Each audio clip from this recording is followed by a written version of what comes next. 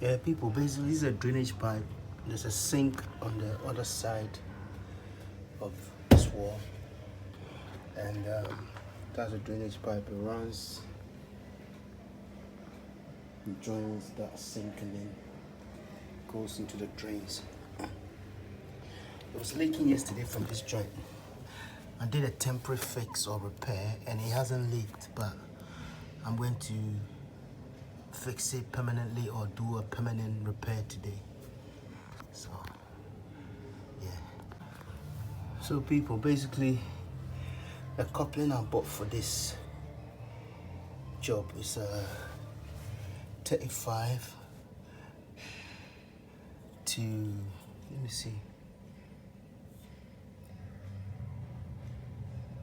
yeah, 43 to 55, but it doesn't fit the 55 because the thickness of this pipe is too much to go in these fittings.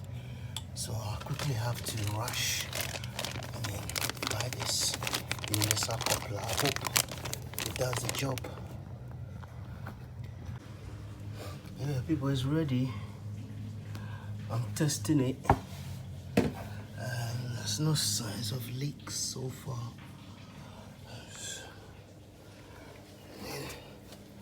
I'll show you.